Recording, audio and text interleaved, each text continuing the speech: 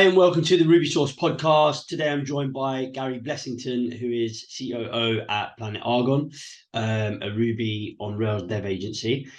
Thanks for joining me, Gary, today. Thank you, Sawan. Thank you for inviting me. No problem. As always, I'm going to start by asking you a bit more about your career, how you got into programming, when you started working with Ruby, with Rails, that sort of thing. Scoot back years and years and years ago.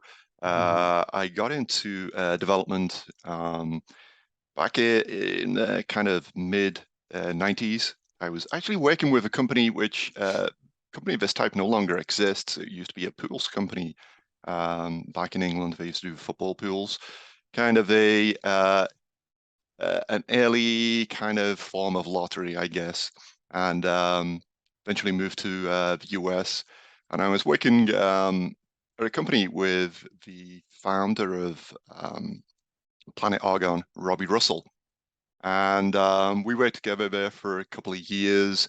He moved on, and eventually he did found the company around, I think it was 2003. And yeah, shortly after, he started working with Rails back in the early versions. I think it was on 0.8, a kind of pre-release.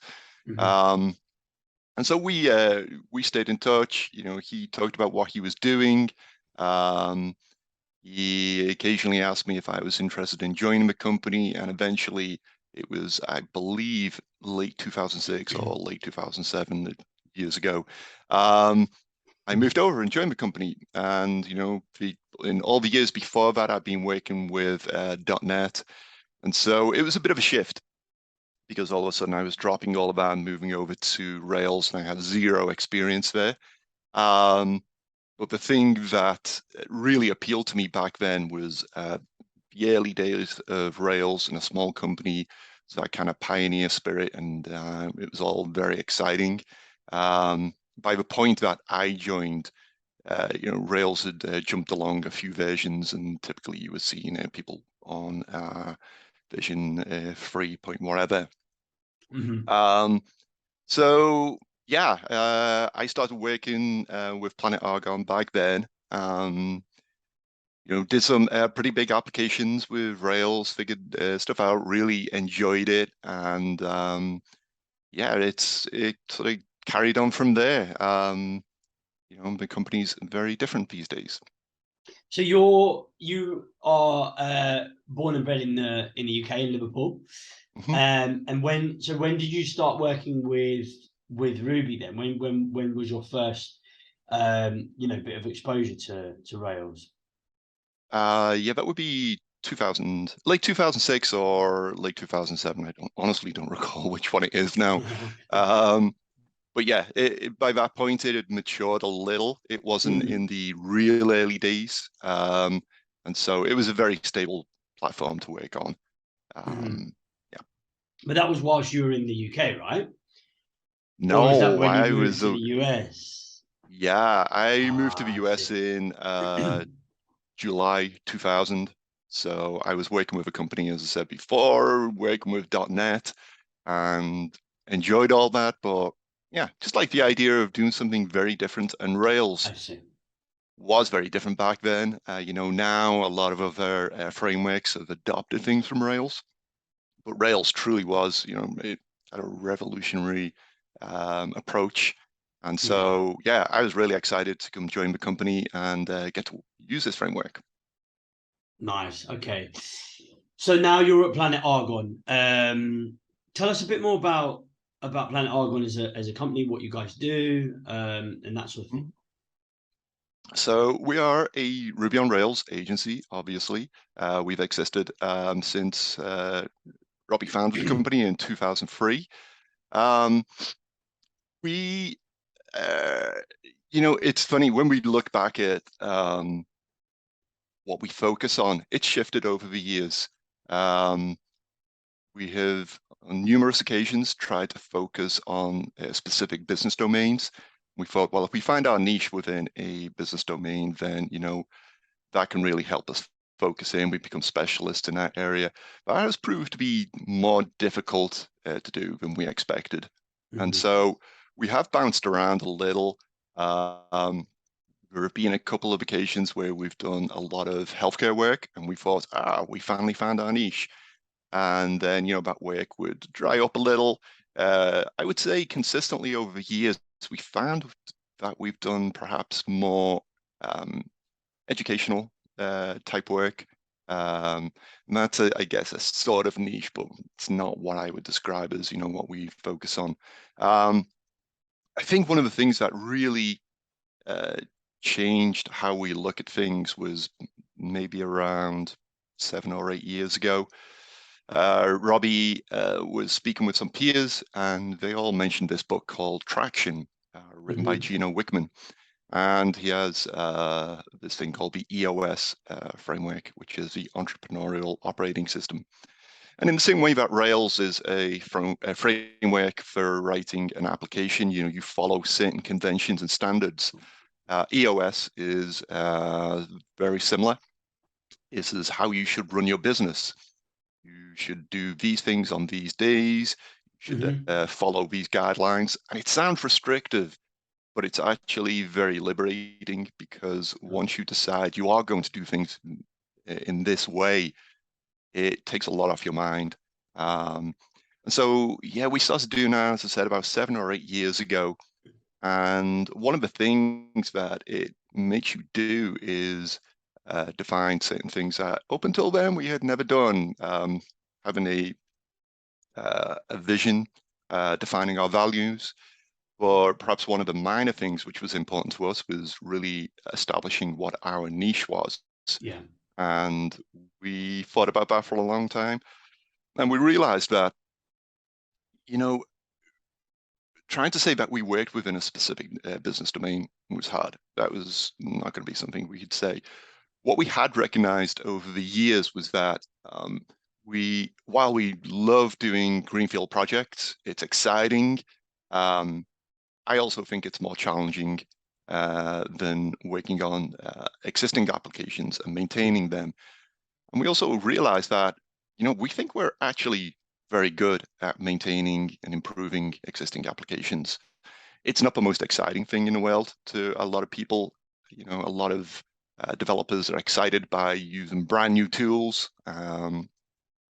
But, taking an existing application and improving it there's a lot of challenge there. It's really interesting when you get into refactoring. And looking back over the years, we realized, as I said, I think we do very well in this area. And so I'd say it was a little bit simple, but we came up with a tagline at that point where we thought, we're not creators, we're menders. I wouldn't completely 100% agree with that, because I think we are good at creating things too. But I would say we do specialize in more of the gradual improvements. And so, yeah, that's the direction we began to focus on. Most of our clients are retainer based. Okay. And so we work with them, month to month, taking care of typical things that come up, security patches, bugs, and so on. And then whenever there is a larger body of work, adding new features, building out different areas, we will then split that up into project work. And so we'll do that via, sprints. And yeah, it's typically how we work with people and who we are.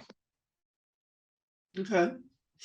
And you're not you're COO now, but you started at Planet Argon as a developer.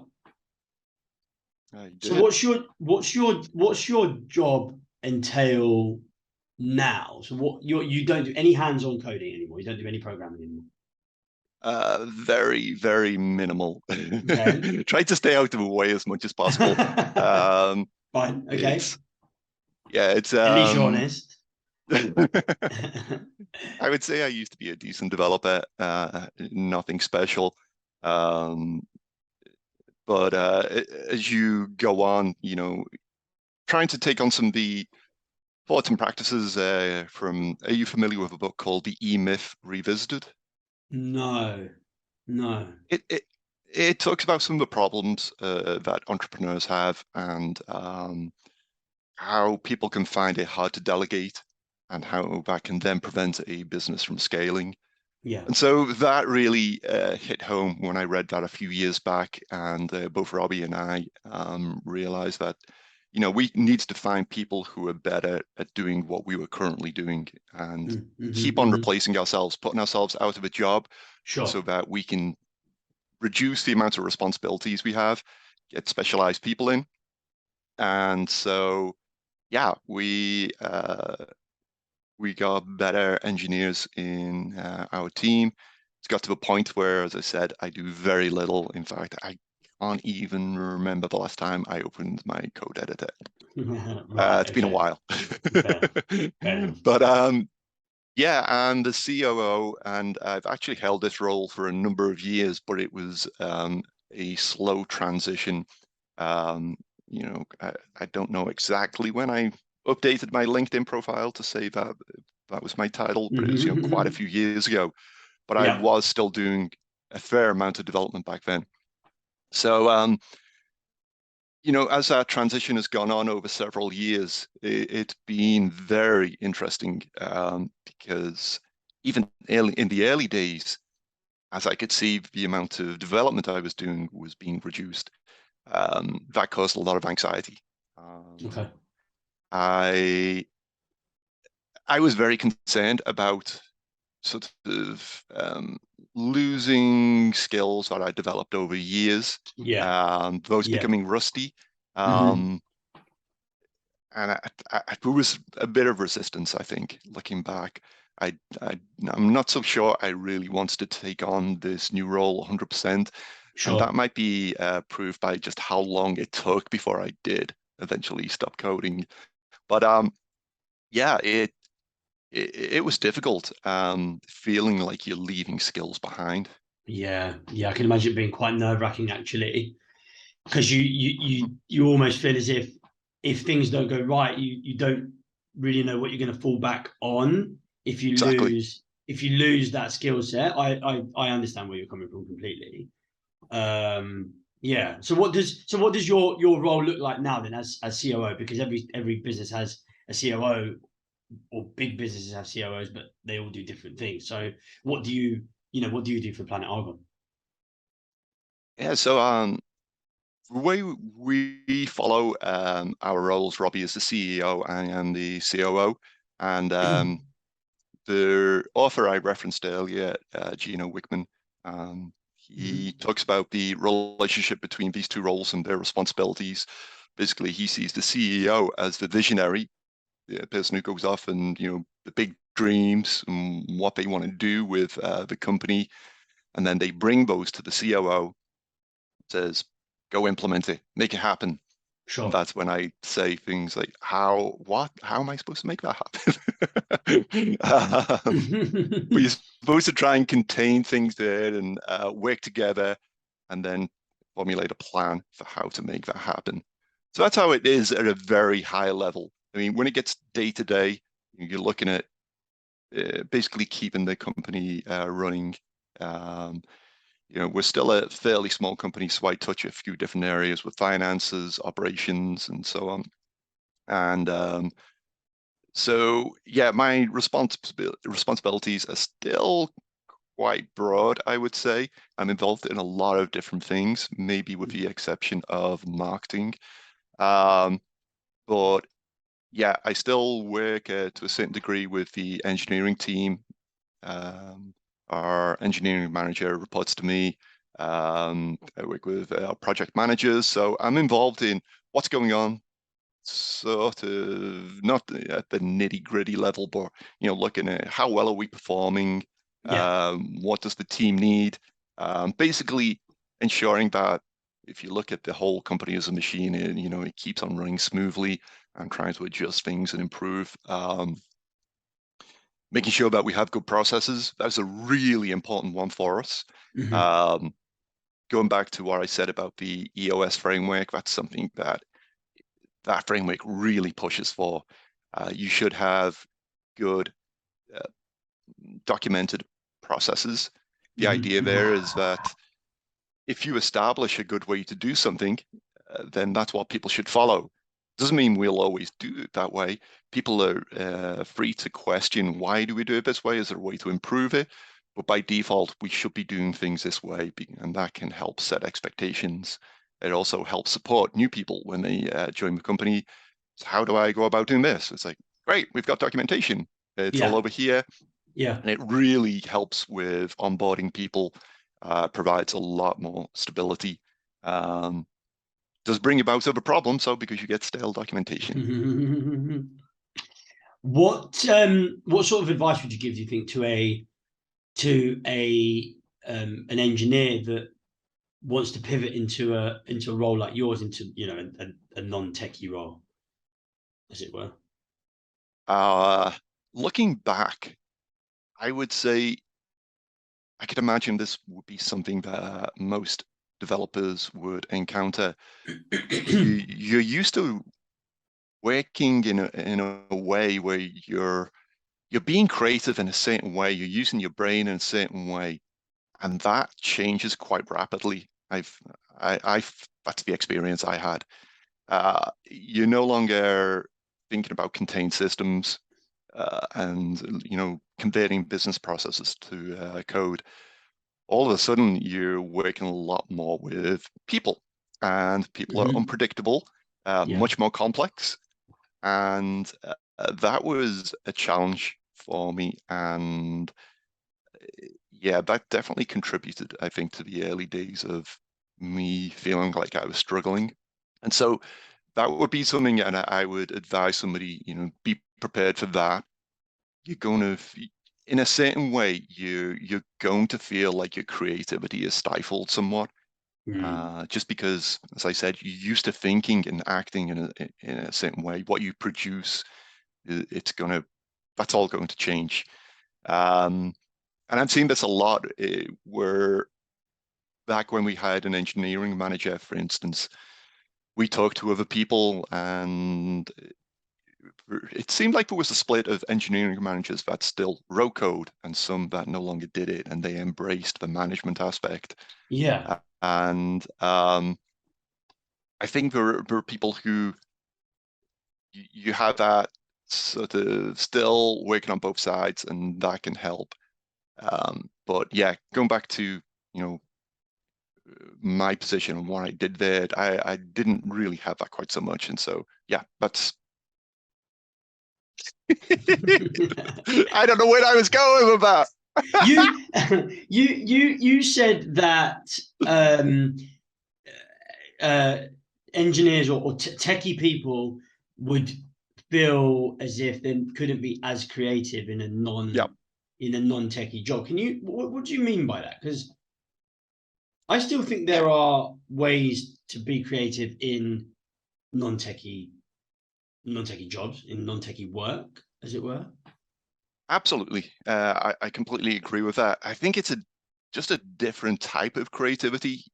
People years ago when I was a developer, people would often say to me, "Oh, that job sounds dull. You sit at a desk all day. You don't really interact with people so much." And I never understood that perspective, because to me, it was always like, I sit at a desk all day and I do puzzles. And it was always really interesting to me. I loved that whole idea of being presented with some business logic. Sure. And trying to figure out how I could capture that within code. That was really interesting to me. The challenge when you get into a different type of role is, yes, it's creative, but you have to be creative in a different way. It's as I said, it's looking at kind of looser systems for how a company functions, and also, as I mentioned, working a lot more with people, and that's a lot more open-ended, I would say. It brings a different kind of complexity, and it took quite a few years, I would say, before I really began to feel very comfortable doing that type of work. And yeah, I can say for sure now, yeah, you can be creative here. You can look at different ways of how can I improve a company in this way, You start looking at different tools that you can use, different ways that you can work with people, or different processes. Yeah, there's a ton of ways to be creative, but it is different. Yes, I would of say it's course. less contained feeling. Yeah, yeah, because I am not obviously a developer, but I would still say that there is some sort of creativity required in what I do. Um, but it's not, it's not being an engineer. It's not being techie, doing techie work. Yeah. But I understand. I understand where you're coming from. Um, what's happening at Planet Argon at the moment? Tell us a bit more about, whether you guys are hiring, what you guys are potentially working on. I know you're not much, you can't give out clients' names and stuff, but yeah, tell us a bit more about what's happening at the moment. Anything exciting? Yeah. We are not currently hiring, but we are always looking for good people to work with. What we try to do is establish contact with people, try to do a little more networking. The idea being that when we do need to scale up rapidly, we've already got people that we've spoken with, and we don't suddenly start trying to interview people or reach out to people, because that can take a long time. Yeah. We actually are a mix right now of, I think it's about maybe 60% full-time employees, 40% contractors. And Okay. so on the scaling side, where, when I talk about trying to do more about networking and get people lined up, that tends to be more on the contractor side. So that we can, when we start talking with a client about an opportunity, we can bring in contractors pretty quickly, and we don't say to a potential client, we'll be able to start this in 4 months. That's not going to work. Yeah, of course. Yeah. So yeah, we're always on the lookout. We encourage people to reach out to us, and we can have a conversation and find out, if we feel like it'll be a good match. As far as what we're working on, it's typical again. I would say, what I mentioned earlier, we have a few people in the educational space. We've been working with a very interesting client for the last couple of years on a set of applications that we inherited from another agency in the Netherlands. Okay. And this one is very interesting because when we got it, it was great in that it had a huge test suite, which is not very common. It also had great documentation. And so the developer who ran the agency was also extremely supportive. He was around for a good while, helped us get onboarded. And some of the challenges that we faced with this was the number of applications, the hosting situation. They were both complex. And then also, it's a kind of, it runs in a somewhat of a temporary manner. It's all to support a large convention that happens every 3 years. And so what we have to do is we spin up all of these applications in a local environment at the convention center when it happens. We have to take them all down, sync data back after it's over. And it's basically about 10 days of high pressure where we have some developers at location. And hopefully, if anything happens, we can resolve it really quickly. If not, we have a couple of thousand people who are screaming at us. So yeah, that's one of the more interesting applications that we're working on at the moment. But Nice. yeah, it's again, it's a mix of, I would say at the moment, a good mix of retainers and ongoing projects with different Cool. clients. So exciting stuff. Brilliant. Well, best of luck. Thank you so much Thank for you. coming on today. Thank you.